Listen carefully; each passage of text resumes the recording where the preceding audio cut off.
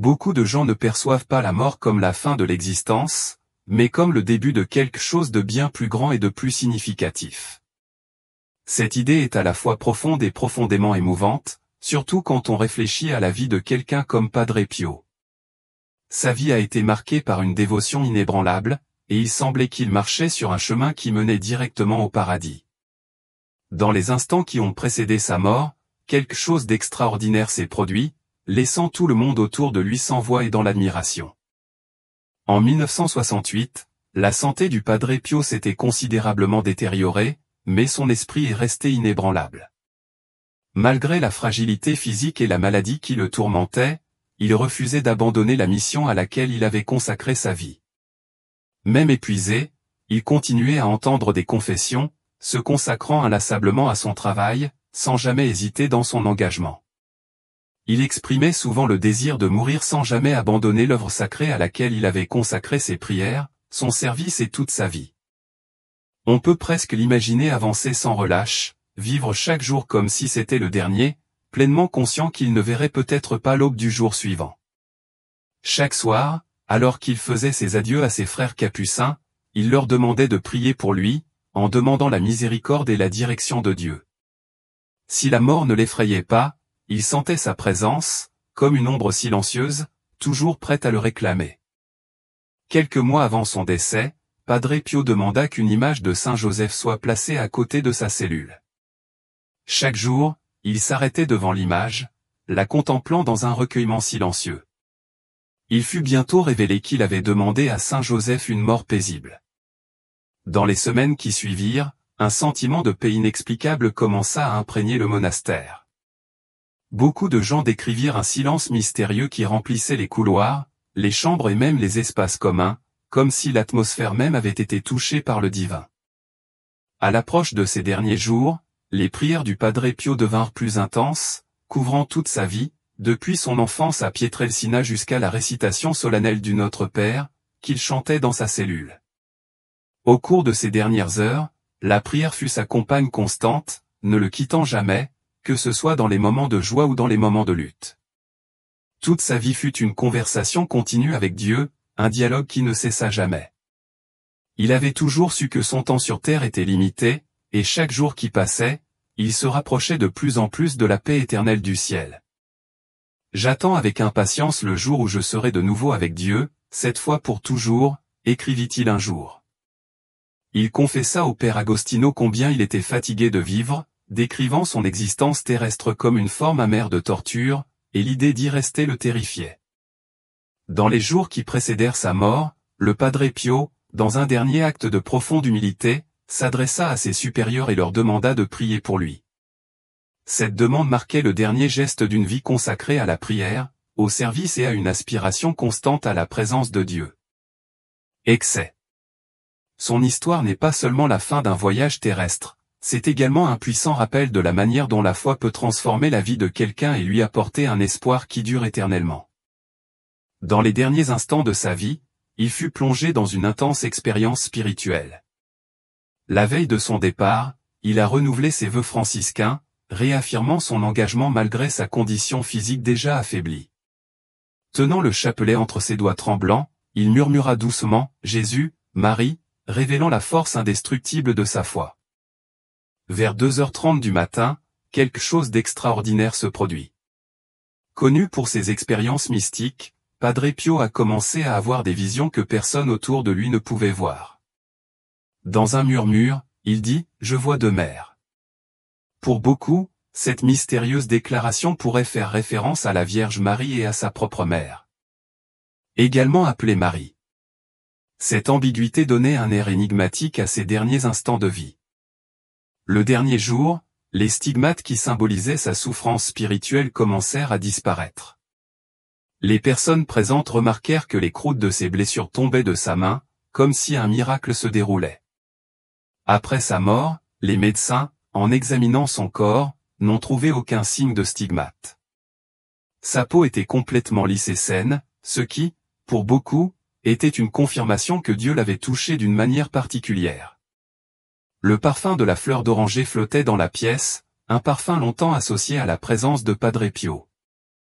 Ses funérailles ont été d'une solennité impressionnante, reflétant l'impact de sa vie sur la foi de milliers de personnes. Environ 100 000 personnes sont venues lui dire au revoir. Les hélicoptères survolaient la foule, lâchant des fleurs et de petites images de dévotion. Il a été enterré dans une crypte de granit sous l'autel de l'église, un lieu qui tient encore aujourd'hui les pèlerins désireux d'en savoir plus sur la vie d'un homme qui fut un véritable canal de la grâce divine. Padre Pio disait, « Je peux aider plus au ciel que sur terre », et il a tenu parole. Ses disciples se tournent encore aujourd'hui vers lui, cherchant ses conseils et son réconfort spirituel. Sa mission n'a pas arrêté avec sa mort. Les messes qu'il célébrait à Saint Giovanni Rotondo portaient une énergie spirituelle incomparable. Ce furent des moments sacrés qui transcendaient l'ordinaire, un événement où la foi devenait palpable pour toutes les personnes présentes. L'action de grâce pour le réseau mondial de groupes de prière, récemment reconnu par le Saint-Office à Rome, a rempli de joie le cœur de Padre Pio. Il savait que tous les efforts qu'il avait déployés pour renforcer ces groupes avaient finalement porté leurs fruits et qu'ils prospéreraient désormais dans différentes parties du monde, propageant la foi et l'amour divin. Cependant, alors qu'il s'éloignait de l'autel ce jour-là, il ressentit une soudaine faiblesse qui faillit le faire tomber. Mais les frères capucins à ses côtés s'empressèrent de le rattraper, l'empêchant de tomber.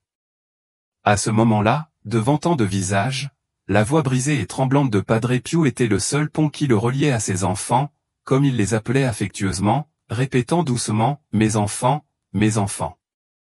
Plus tard dans la journée, il s'efforça de se présenter à la fenêtre du monastère et de bénir les personnes rassemblées en bas, sur la place. Malgré sa santé fragile et les souffrances physiques qui l'affaiblissaient déjà, avec l'aide de 2 frères capucins, il réussit à se lever et à donner sa bénédiction. Sa présence à la fenêtre montrait combien il aimait ses enfants spirituels et combien il était prêt à se sacrifier pour eux. Cette nuit-là, vers 21h, Padre Pio a utilisé l'interphone pour appeler Padre Pellegrino dans un moment d'intense émotion.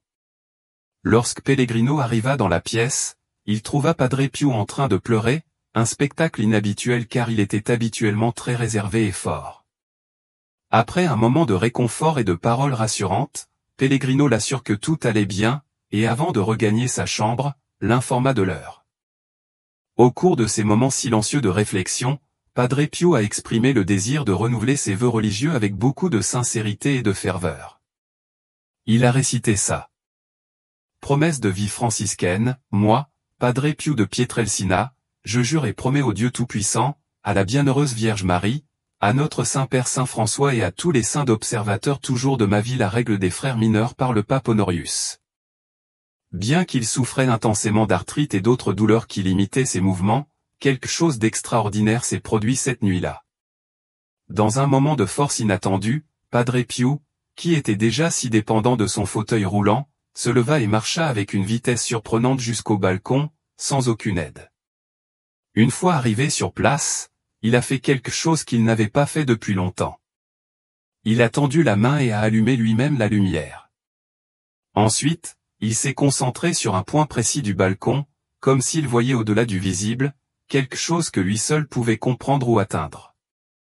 Par une nuit sereine et paisible, Padre Pio se leva et marcha avec difficulté jusqu'au balcon du monastère. Le regard fixé sur l'horizon, il contemplait l'endroit où, dans quelques heures, son corps serait emporté. Mais soudain, une vague de faiblesse le frappa, si intense qu'il pouvait à peine se tenir debout. Se sentant épuisé, il revient rapidement dans sa chambre. Sa peau était pâle, signe clair que ses forces disparaissaient rapidement. Il murmurait sans cesse « Jésus, Marie », mais sa voix devait de plus en plus douce, presque comme s'il se dissolvait dans le silence qui l'entourait. Sur le mur de sa chambre se trouvait une photo des parents de Padre Pio. Tandis que son état empirait, il semblait fixer l'image en marmonnant confusément « Mais je vois demain ». Ces paroles restèrent en suspens avant qu'il ne s'évanouisse, frappé par une grave crise d'asthme. Luttant contre cette maladie qui semblait lui couper chacune de ses respirations, la pièce devenait froide, et sa respiration devenait lente et laborieuse. Sa peau est devenue humide et son corps froid. Un médecin a été appelé et est arrivé quelques minutes plus tard, lui administrant une injection et de l'oxygène pour tenter de stabiliser sa respiration. À mesure que les efforts médicaux s'intensifiaient, le soutien spirituel des frères capucins augmentait également. Réunis autour de Padre Pio, ils ont prié avec ferveur, « Jésus, Marie et Joseph, je vous donne mon cœur et mon âme. » Leur voix était calme, une présence sereine au milieu du moment. Le père Paolo dirigeait le rituel de l'extrême-onction, tandis que Padre Pio, pleinement conscient de ce qui se passait, peinait à respirer. Même s'il avait froid et transpirait abondamment, il semblait avoir la paix intérieure.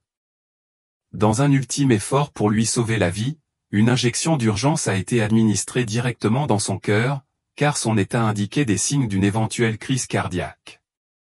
Dans ces derniers instants, la foi de Padre Pio est restée inébranlable. Même s'il était incapable de parler, ses lèvres bougeaient toujours dans un murmure à peine audible, formant le nom, Jésus. Son nom, espérant y voir quelques signes de reconnaissance, en réponse, il ouvre les yeux une dernière fois, les regardant avec un profond amour et un léger geste d'adieu. Padre Pio partit paisiblement à 2h30 du matin, le 23 septembre 1968, le chapelet fermement entre les mains. Quelques jours plus tôt, le 20 septembre, il avait célébré le 50e anniversaire des stigmates qui ont marqué sa vie et sa mission. Une occasion qui a rempli de grâce et de dévotion le cœur de nombreux croyants. De nombreux fidèles qui permettent loin se sont rassemblés pour une messe à l'aube en l'honneur de Padre Pio. Pour eux, c'était une journée très spéciale. Cependant, pour lui, ce fut un autre moment d'abandon à sa foi, au cours duquel il fit ce qu'il avait toujours fait, servir les autres et prier. Son dévouement intense et sincère au chemin spirituel était évident dans chaque geste et chaque prière. Ce jour-là était l'anniversaire des stigmates reçus par Padre Pio, et la messe était un acte de simplicité et d'introspection, exactement comme il l'aurait souhaité, sans discours grandiose ni festivités pompeuses. Au lieu de cela, il y a eu une sereine célébration de la foi et de la dévotion. Le sanctuaire était rempli de centaines de roses rouges intenses, représentant le lien profond de Padre Pio avec la passion du Christ. De délicates roses ont également été placées autour du crucifix, celui-là même où il a reçu les stigmates en 1918, dans un hommage émouvant au 50e anniversaire où il portait les marques sacrées du Christ. Les personnes présentes se sont senties touchées en voyant des larmes discrètes de douleur et de dévotion couler sur son visage. Pour Padre Pio, la messe n'était pas seulement une cérémonie, mais une expérience vécue dans chaque geste et expression, revivant dans le silence de son âme la passion du Christ. À plusieurs reprises, il a été pris par l'émotion et a séché ses larmes avec son mouchoir. Selon les instructions de ses supérieurs, la messe fut brève, ne dura que 30 minutes, comme si on sentait que les adieux approchaient. Le lendemain, Padre Pio était déjà parti. Ceux qui ont assisté à la messe anniversaire et au congrès du groupe international de prière se sont sentis profondément bouleversés par son départ. Beaucoup de ces enfants spirituels présents jusqu'à la fin de sa vie ont vu un don divin, comme si Dieu leur avait permis d'être à ses côtés dans ces derniers instants. Padre Pio réfléchissait depuis un certain temps à sa mort. En 1966, il confia à sa nièce Pia Forgompelli qu'il ne vivrait pas plus de 2 ans. Une autre fois, il annonce à un ami qu'il mourrait à l'âge de 95 ans, ce qui s'est effectivement produit, comme s'il savait toujours l'heure exacte de son départ. Convaincu que le temps touchait à sa fin, il a demandé au père Onorato Marcucci, son plus proche collaborateur, de revenir de vacances le plus rapidement possible afin d'être entouré de ceux qu'il aimait le plus lorsque le dernier moment arriverait. Ces derniers jours, Padre Pio a commencé à avoir des visions de l'édifice qui s'élevait autour de lui et a confié à sa fille spirituelle Joséphine Bob qu'il quitterait ce monde lorsque la crypte de l'église Notre-Dame serait enfin achevée. Même si Padre Pio souhaitait un enterrement simple dans un tombeau discret plutôt que dans une crypte grandiose, il fut finalement enterré dans l'imposante crypte de la nouvelle église. Bien que l'église ait été achevée en 1959, la construction de la crypte a pris encore plus de temps, prolongeant de manière inattendue l'histoire de ces derniers jours. Padre Pio est décédé 16 heures après avoir prononcé ses dernières paroles, laissant un profond héritage entouré de mystères. Mais il reste un épisode particulièrement touchant qui s'est déroulé dans les environs animés de San Giovanni Rotondo. Quelques jours seulement avant son départ, une femme simple de Catane en Sicile avait un grand désir de voir Padre Pio et de lui baiser la main. Ce rêve pourtant simple semblait impossible à réaliser à cause de la faute et aussi du manque d'argent pour le voyage. Cependant, une nuit, la femme fit un rêve profond et vivant dans lequel Padre Pio lui dit de venir lui rendre visite le plus tôt possible. Sentant que c'était un signe, elle prit courage et emprunta de l'argent pour entreprendre un voyage à San Giovanni Rotondo. Sa persévérance et sa foi émouvante ont impressionné un prêtre local, qui a réussi à organiser une brève rencontre entre elle et Padre Pio. Au passage, Padre Pio s'est arrêté, l'a regardée avec une tendresse singulière et l'a bénie d'une manière si émouvante qu'elle a pleuré avec des larmes de reconnaissance. La femme le remercie sincèrement pour ce don de grâce inattendu, sans imaginer que ce serait l'une des dernières bénédictions de Padre Pio avant son départ. À peu près à la même époque, une autre histoire surprenante s'est produite, révélant encore davantage la gentillesse et le pouvoir d'intercession de Padre Pio. Il y avait un homme nommé Chino, un fidèle dévoué, qui était profondément affligé par la santé de sa fille Maria Pia, craignant qu'elle n'ait une maladie, une tumeur ou une péritonite. Désespéré, il demanda de l'aide à Padre Pio par l'intermédiaire d'un ami commun, le père Alberto. La réponse de Padre Pio fut claire et directe, Maria Pia ne devait pas être déplacée. Devoir être opérationnel immédiatement si nécessaire. Le cœur plus calme, Chino suit les instructions de Padre Pio. Quelques heures après la prière, la santé de Maria Pia montre une inattendue et miraculeuse. La guérison a été si complète que, peu de temps après, elle a pu sortir de l'hôpital. Cet événement a eu lieu la veille de la mort de Padre Pio et reste encore aujourd'hui dans les mémoires comme son dernier miracle. Pendant ce temps, Marisa Liberati, fille spirituelle de Padre Pio, née à Rome, avait l'habitude de lui rendre visite toutes les 2 semaines pour recevoir des conseils spirituels. Elle attendait également avec beaucoup d'enthousiasme que Padre Pio accorde la première communion à ses 2 nièces. Il a répondu avec amour qu'il serait heureux de leur donner la communion lorsqu'elles auraient terminé leur formation religieuse. Les nièces de Marisa Liberati, Lucia et Anna, avaient terminé leur éducation religieuse à San Giovanni Rotondo et étaient enthousiasmées par la première communion, une étape spirituelle profonde. Leurs parents, cependant, ont hésité et ont rapporté la célébration. Mais Marisa, émue par un rêve révélateur, a souligné qu'il était urgent de les emmener chez Padre dans cette vision. La voix de Padre Pio résonnait avec une autorité calme mais insistante, lui ordonnant de prendre des décisions rapides et décisives. Au lieu de suivre son projet initial de voyage à Lourdes, Marisa, guidée par cet appel intérieur, a choisi de rediriger ses plans. Elle décide ainsi d'organiser un pèlerinage pour les filles vers San Giovanni Rotondo, un lieu de grande spiritualité. Ce choix marque le début d'un voyage empreint de signification profonde. Le matin du 22 septembre, bien que l'atmosphère fût empreinte de tristesse, un sentiment de dévotion profonde envahissait tous les cœurs. Les filles, vêtues de leurs habits de première communion d'un blanc immaculé, se tenaient prêtes pour un moment qui marquerait leur vie à jamais. L'église, baignée dans une lumière douce, était pleine de fidèles venus de divers horizons. Nombreux étaient ceux qui appartenaient au groupe de prière mondial que Padre Pio lui-même avait fondé. Cette journée fut consacrée à une prière intense, un acte de dévotion collective et individuelle. La présence de Padre Pio, bien que son corps fût visiblement affaibli par la maladie, apporte un immense réconfort à tous les présents. Il incarnait, même dans sa fragilité, une force spirituelle incommensurable.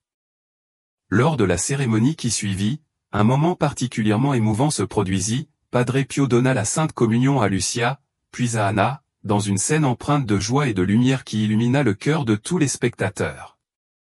Anna Fanoni, la dernière à recevoir le sacrement des mains du Père avant son départ le lendemain, le fit avec une émotion palpable, et une révérence pleine de respect.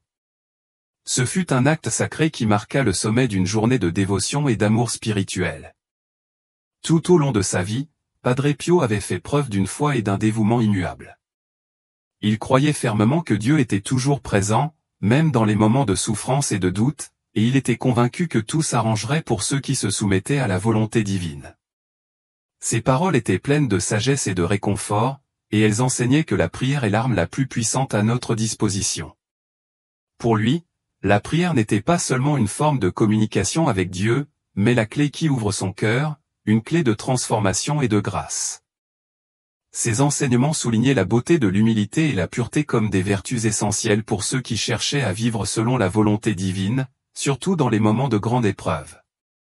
Il voyageait la vie comme un champ de bataille spirituel, chaque épreuve étant un pas de plus vers la victoire éternelle au paradis.